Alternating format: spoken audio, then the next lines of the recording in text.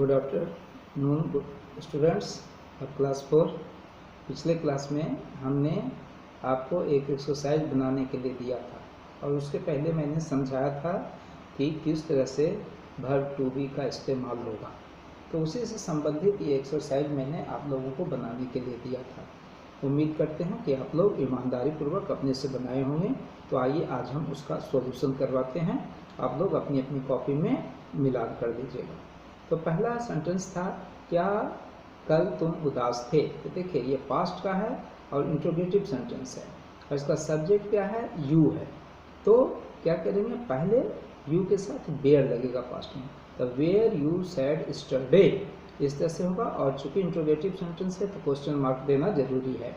दूसरा, कल मैं उदास नहीं था। तो ये निगेटिव सेंटेंस है और पास्ट में है। Yesterday I was not sad. Yesterday क्या है, एडवर्ब है जो कि आप शुरू में ही दे सकते हैं। मैं प्रसन्न हूँ और प्रसन्न रहूँगा, क्वेश्चन नंबर 3। तो ये देखिए प्रेजेंट में है और एक फ्यूचर में है और दोनों को बीच जोड़ रहा है कंजक्शन एंड। तो I am happy and I shall be happy, इस तरह से हो गया। अगला है, कुछ लड़के तुमसे अप्रसन्न थे। फिर पास्ट में आएंगे लेकिन सेंटेंस अफर्मेटिव है।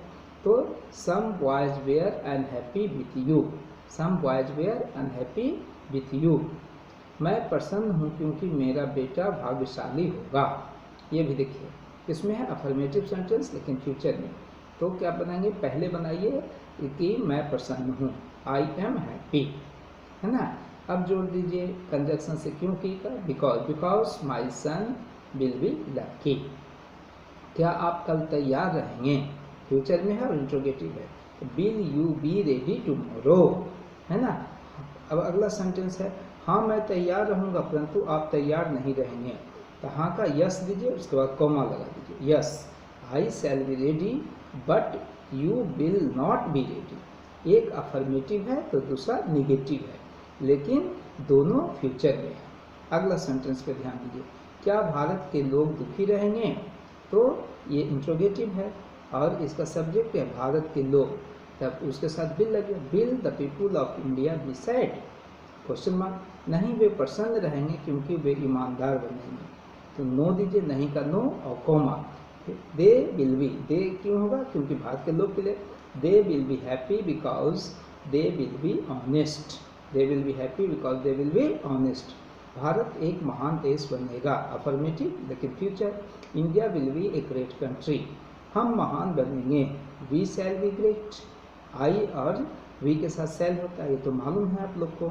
महात्मा गांधी क्या महान नहीं थे, इंट्रोगेटिव है और क्या बीच में भी रहने से क्या ये हाँ या ना में आंसर दिया जा सकता है, इसलिए उसको इंट्रोगेटिव की तरह ही ट्रीट करेंगे।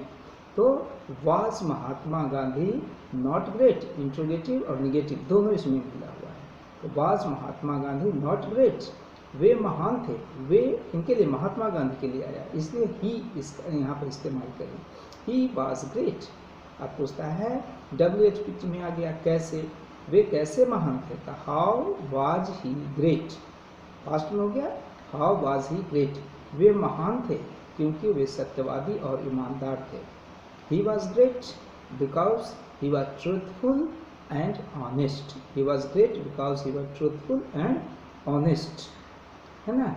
उसके बाद आइए, क्या आप भाग्यशाली नहीं हैं, इंट्रोगेटिव और प्रेजेंट में।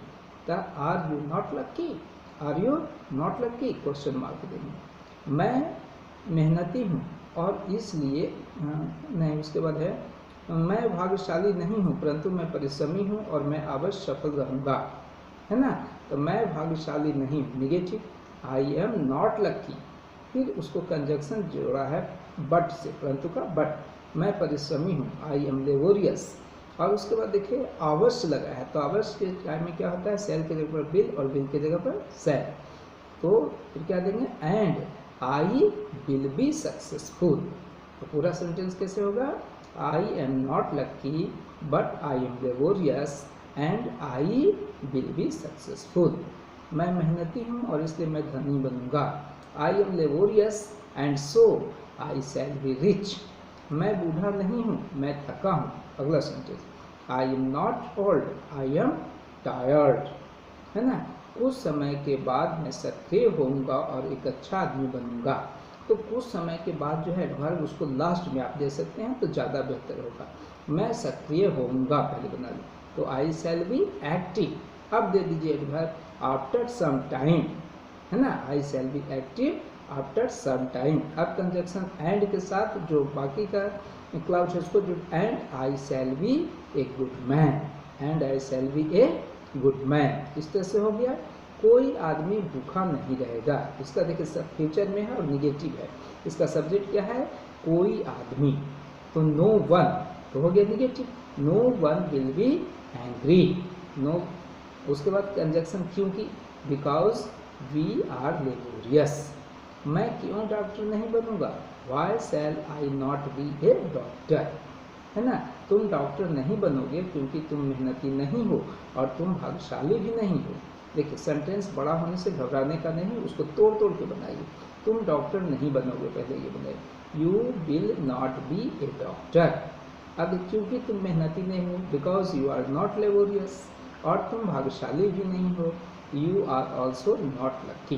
तो इस तरह 3 खंड में तोड़ के आप बना सकते हैं क्या, you will not be a doctor because you are not laborious and you are also not lucky. चूँकि तुम दयालु नहीं हो, तुम साधु नहीं बनोगे। Since you are not kind you will not be a saint. देखिए दोनों ही फ्यूचर में है ना, चूँकि तुम दयालु नहीं हो, ये प्रेजेंट में हो गया, तुम साधु नहीं बनोगे फ्यूचर में।